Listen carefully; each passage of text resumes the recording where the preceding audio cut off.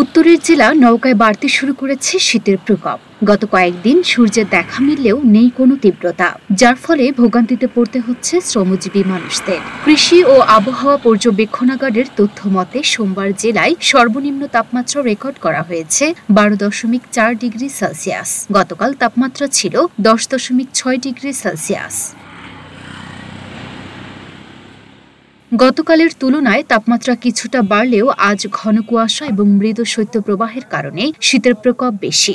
ঘন কুয়াশায় আচ্ছন্ন হয়ে আছে চারপাশ। আমাদের এই জায়গাটায় প্রত্যেকেরই ঠান্ডা, আমার বয়স ঠান্ডা বেশি লাগছে। ঠান্ডা খুব সমস্যা, চলাফেরা মুশকিল, হাঁটা যাচ্ছে না, মানুষজন কাজকামে বাড়াও বেরোচ্ছে না। সকাল 7টা থেকে 8টা, সোয়া 8টা পর্যন্ত মোটামুটি প্রচণ্ড শীত এবং কুয়াশায় রাস্তাঘাটে কোনো কিছুই দেখা যায় না, মোটরসাইকেলের হেডলাইট দিয়ে চলতে হয়।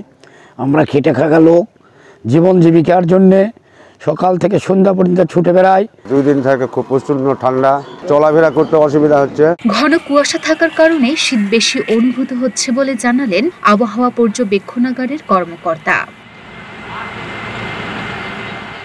আগামী কয়েকদিন তাপমাত্রা এরকমই থাকবে বলে ধারণা করছেন সংশ্লিষ্টরা। লুনা আফরোজ নিপা, ঢাকা পোস্ট।